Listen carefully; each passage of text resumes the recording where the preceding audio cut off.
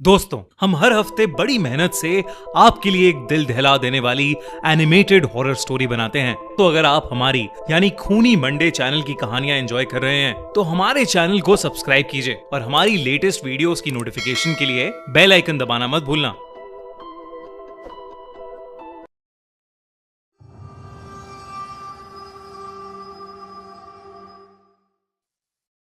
साया।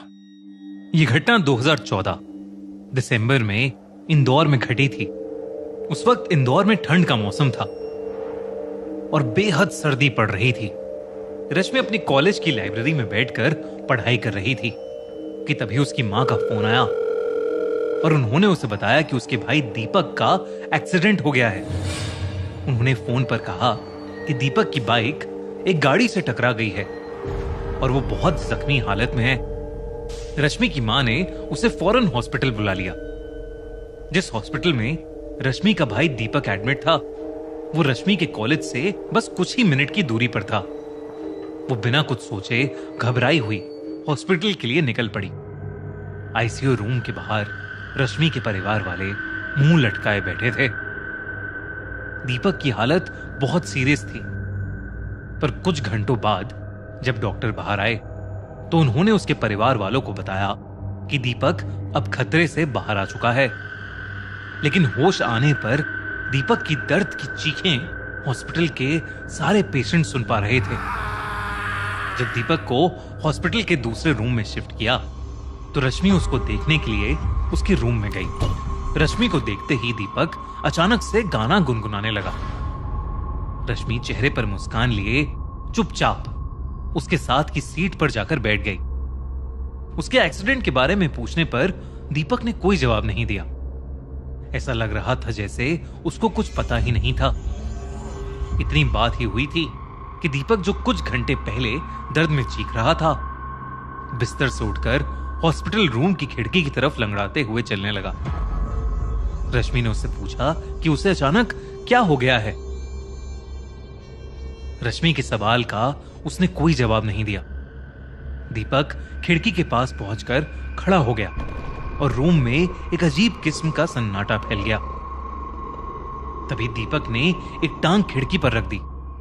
ये देखकर रश्मि का दिल जोर से धड़कने लगा। दीपक पीछे देखकर मुस्कुराया, पर उसका चेहरा पूरी तरह से बदल चुका था। दीपक ने अपना दूसरा पैर भी खिड़की के ऊपर रख दिया। रश्मि उसकी तरफ भागी, लेकिन तब तक दीपक नीचे कूद चुका था। रश्मि ने तुरंत बाहर जाकर सबको अंदर बुलाया। सबके अंदर पहुंचते ही रश्मि ने देखा कि उसका भाई अभी कूदा नहीं है और खिड़की के पास ही खड़ा हुआ है। ये देखकर रश्मि हैरान रह गई, लेकिन उसके छोटे भाई दीपक की आवाज बदलने लगी और वो अजीब तरीके से झटपटाने लगा। ये नॉर्मल नहीं था, मानो जैसे कोई उसे कंट्रोल कर रहा था। वो खाली जगह में किसी को देखे जा रहा था। ऐसा लग रहा था कि दीपक पर किसी का साया आ चुका है। शाम को दीपक लगातार बड़बड़ाता रहा कि अगर वो हॉस्पिटल में ज्यादा देर तक रहा तो जल्द ही कोई उसे मार देगा। डॉक्टर्स के इंजेक्शन देने पर भी वो सो नहीं रहा था। दीपक की हालत अब और खराब होती जा रही थी। रश्मि की मां अपने बेटे को ऐसी हालत में देखकर घबरा गईं और उसे डिस्चार्ज करवा के वापस घर ले गईं। करीब 10 घंटे सोने के बाद जब दीपक अपने घर में उठा, come on fly again. Oh no, काफी क्लोज था but still I lost.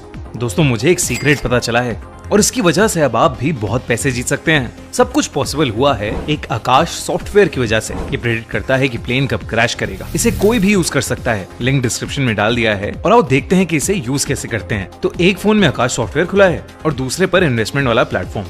Prediction आया -5.92। यहाँ अगर आपने 8,000 इन्वेस्ट किए, ऑटो कैश आउट सेट किया 5.10 पर एंड गेस, प्रेडिक्शन सही निकला। इंडिया में बहुत लोग ऑलरेडी आकाश सॉफ्टवेयर यूज कर रहे हैं और उनके रिजल्ट्स भी काफी अच्छे हैं। टाइम और पैसा दोनों सेव हो रहा है। डिस्क्रिप्शन में लिंक दिया है, बस ज्वाइन चैनल पर क्लिक करो। आकाश टीम खुद आपसे कांटेक्ट करेगी और पूरा प्रोसेस समझा देगी। तो वो दोबारा अजीब ढंग से बर्ताव करने लगा। वो घंटों रूम की खिड़की के बाहर बैठकर रोते हुए किसी को देखे जा रहा था। रश्मि ने उससे पूछना चाहा कि वो किसे देख रहा है। दीपक ने गिरते हुए आंसुओं के साथ अपनी उंगली से एक जगह इशारा करके दिखाया। उसकी उंगली के सामने उनकी मां खड़ी थी। दीपक का हाथ अपनी तरफ देखकर उसकी मां भी डर गई, पर यह किसी को नहीं पता था कि दीपक अपनी मां के पीछे की तरफ इशारा कर रहा था। दीपक को अपनी मां के पीछे किसी औरत का साया नजर आ रहा था। वो धीरे से रश्मि के कान में बोला कि वो मुझे लेने आई है। ये सुनकर रश्मि के रोंगटे खड़े हो गए। तभी अचानक दीपक वहां से उठा और भागकर किचन के सिंक के नीचे जाकर बैठ गया। किचन के अंधेरे में वो जोर जोर से हंसने लगा। रश्मि भी उसके पीछे पीछे गई और उसने घबराते हुए अपने भाई से पूछना शुरू कर दिया कि वो किसके बारे में बात कर रहा है और इतने अजीब ढंग से क्यों हंस रहा है। दीपक ने धीरे से कहा, मैं नहीं हंस रहा, वो हंस रही है। पूरा परिवार ये सुन रहा था। सब बेहद डर गए थे। दीपक की मां ने उसे नींद की गोली दी और अपने साथ ही सुला लिया। उस रात रश्मि भी अपनी मां के बेडरूम में ही सो रही थी। आधी रात रश्मि की नींद अचानक ही खुल गई। धीरे से उसे अपने पैर पर किसी के हाथ महसूस हुए। कोई उसके पैर रस्सी से बांध रहा था। वो कोई और नहीं बल्कि दीपक ही था। रश्मि कैसे न कैसे करके खुद को छुड़ाने की कोशिश करने लगी, लेकिन तभी रश्मि ने देखा दीपक की आंखों का रंग लाल पड़ने लगा था। ऐसा लग रहा था कि जैसे दीपक की नीली आंखें रात के अंधेरे में चमक रही हों। दीपक रश्मि के बगल में आकर लेट गया और उसे घूरने लगा। रश्मि को उसका छोटा भाई बहुत डरावना लग रहा था। तभी उसके भाई ने रश्मि के बाल पकड़ लिए और उन्हें जोर से खींचने लगा। दर्द के मारे पल भर के लिए रश्मि की आंखें बंद हो गईं। जब उसने आंखें खोली तो दीपक कमरे में नहीं था और रश्मि के पैर भी खुले हुए थे। उसे लगा कि शायद उसने कोई बुरा सपना देखा है, लेकिन जैसे ही उसने करवट ली, उसका खून सर से पैरों में भाग गया। उसने एक औरत को अपने बगल में लेटा हुआ देखा। पूरे कमरे में शांति थी, पर रश्मि की एक चीख ने सबको नींद से उठा दिया। रश्मि ने जब अपने माँ बाप को बताया कि उसके साथ क्या हुआ है, तो वो सुन पड़ गए। तभी उनके घर की छत से दीपक के चीखने की आवाजें आने लगी।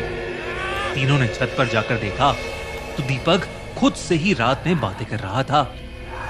रश्मि और अपने पेरेंट्स को देखते ही दीपक उनकी तरफ मुड़ा और उन्हें देखकर एक अजीब ढंग से मुस्कुराया। उसने हंसते हुए एक अजीब सी आवाज में रश्मि से पूछा कि उसके पैर अब कैसे हैं और क्या वो भी रात में प्रिया से मिली। ये सब सुनकर रश्मि सहम गई और सबके सामने उसका रोना छूट गया। तभी दीपक बहुत गुस्से में आ गया। उसके चेहरे ने एक भयानक रूप ले लिया था।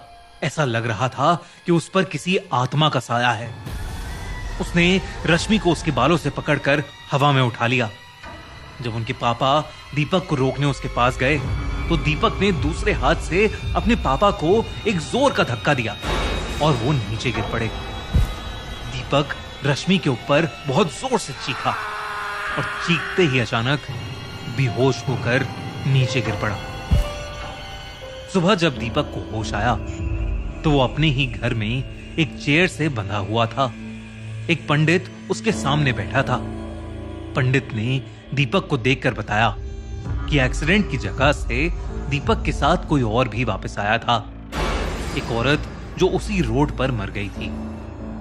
अब सबको समझ आने लगा था दीपक जिस प्रिया की बात कर रहा था, शायद वो वही औरत थी जिसकी एक्सीडेंट में मौत हुई थी। पंडित ने कहा कि उन्होंने पूजा करके दीपक के अंदर से उस लड़की की आत्मा को मुक्त कर दिया है। उसके बाद पंडित की सलाह मानकर दीपक को हॉस्पिटल में फिर से एडमिट कराया गया। कुछ दिनों बाद दीपक बेहतर महसूस करने लगा, लेकिन तब भी उसकी अजीब हरकतें बंद नहीं हुई। आखिर में दीपक के परिवार वालों ने एक नए शहर में एक नए घर में शिफ्ट किया। जब दीपक नई जगह आया तो वो धीरे धीरे नॉर्मल होने लगा और अब वो बिल्कुल ठीक है। लिंक डिस्क्रिप्शन में है। Click and don't miss your chance. इस सॉफ्टवेयर के साथ आप हीरो बन सकते हैं अपने ड्रीम्स के। अगर आपको ये वीडियो अच्छी लगी तो हमारा चैनल खूनी मंडे सब्सक्राइब करना बिल्कुल मत भूलना।